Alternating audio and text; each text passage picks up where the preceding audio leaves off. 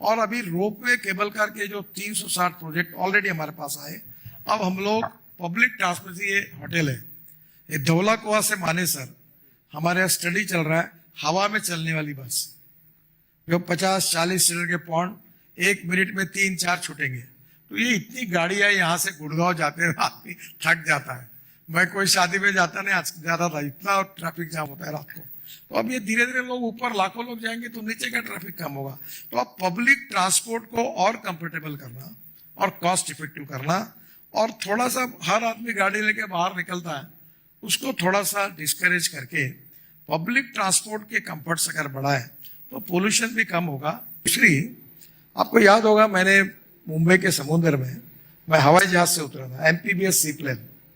तो ये एविएशन वालों को मैंने कहा तुम जल्दी कानून बनाओ, नहीं तो मैं फ्लाइंग बोट के नाम से नया कानून मैं बना के अपना करा लूंगा, क्योंकि वो दोनों भी है, फ्लाइंग बोट भी है और हवा में उड़ने वाला हवाई जहाज भी है। तो मैं खुद समुद्र में उतरा, मोदी जी ने उसको लेकर साबरमती से वो सरदार सरोवर तक गए, उतरे। तो एमपीबीएस सी प्लेन ये भी इसका उपयोग हो सकता है। दूसरा, जो हमारी बोट्स हैं वो समुद्र में अलग टेक्नोलॉजी है, रिवर्स में अलग है, तो क्रूज चलते हैं ब्रह्मपुत्रा में। अब वाराणसी टू हल्दिया इन्वेस्टर चाहिए, तो इसके लिए प्राइवेटली अभी वाराणसी में कुछ शुरू हुआ है। अभी योगी जी से मेरी बात हुई और मैंने उनको कहा कि हम टेक्नोलॉजी में कोचिन शिपयार्ड को मैं बताऊंगा, जो वर्ल्ड स्टैंडर्ड के क्रूज है वो हम बनाएंगे। देखो आपको कितना दुर्भाग्य है, इंडिया से लोग सिंगापुर जाते हैं और सिंगापुर में क्रूज में बैठकर दुनिया का पूरा घूम के आते हैं। इंडिया के लोग दुबई जाते हैं, दुबई बैठकर क्रूज में बैठकर वहां घूम के आते हैं, और इसकी संख्या कितनी है? 7 लाख लोग हैं। ये डॉलर में वहां पैसे देते हैं, वह हमारा समुद्र वहां जाता है। तो मैंने अभी कोचीन में, मुंबई में बहुत बड़ा क्रूज पोर्ट ये बनाया, पोर्ट बनाया। अब काफी जगह ये मुंबई से गोवा चालू किए। अब इसको क्रूज टूरिज्म को हम लोग पॉपुलर कर सकते हैं और दुबई और सिंगापुर यहाँ से शुरू कर सकते हैं। और मैं तो अब नई एक बस, पहला पायलट प्रोजेक्ट नागपुर में शुरू कर रहा हूँ। 135 सीटर बस है और उसमें फ्लैश चार्जिंग है, उसमें हिटैची और सीमेंस की टेक्नोलॉजी है और टाटा का भी ज्वाइंट और 2 कंपनियों का हुआ।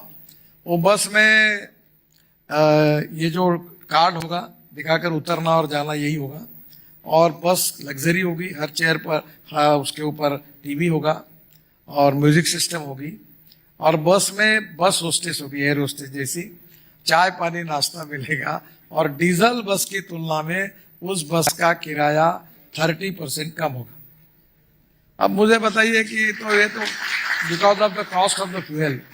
और सबसे इंपॉर्टेंट चीज बताता हूँ, how it is going to change the map of India.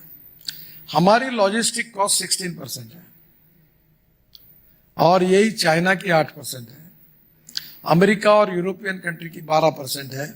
और मेरा विश्वास है कि हमने हाईवे अच्छे बनाए और फ्यूल में electric, ethanol, methanol, biodiesel, LNG, CNG और हाइड्रोजन, ये लगभग अब हिंदुस्तान में अभी बहुत जल्दी आएगा। मैं तो अभी आपके यहाँ जो गाड़ी में आया हूँ वो वर्ल्ड की पहली गाड़ी है इनोवा टोयोटा की, जो 100% बायो इथेनॉल पे चलती है, 60% बिजली तैयार करती है, और उसकी कॉस्ट पेट्रोल की तुलना में केवल 25 रुपये लीटर पेट्रोल का भाव आता है।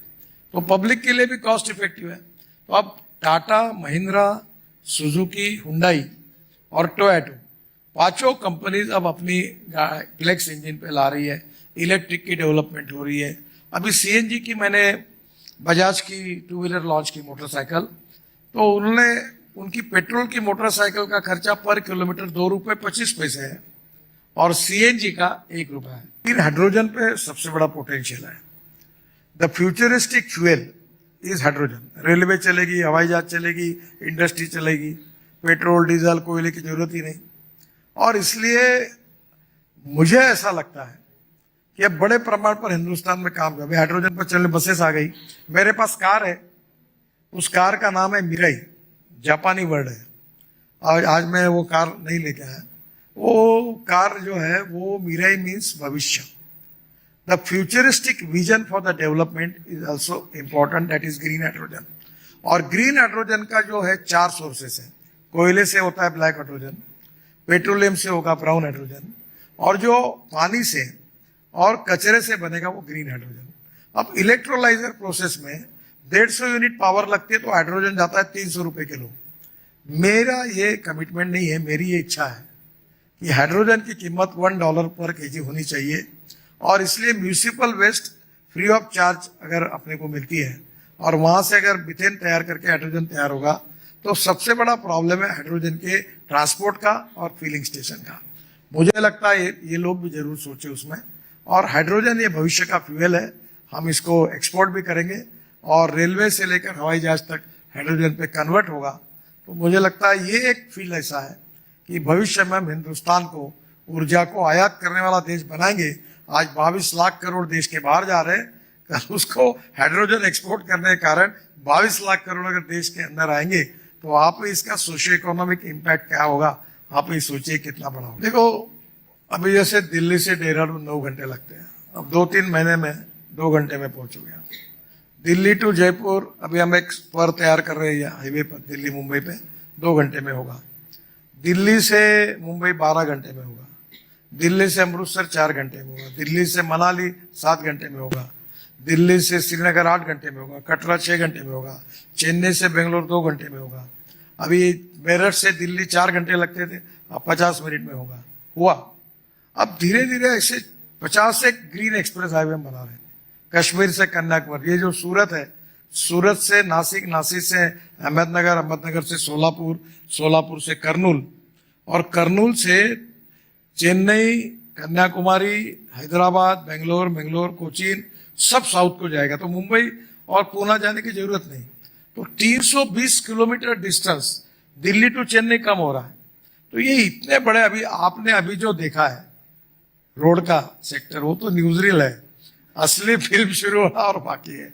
अभी ये 2 साल में ये प्रोजेक्ट जब पूरे होंगे तो our road network will be equivalent to USA।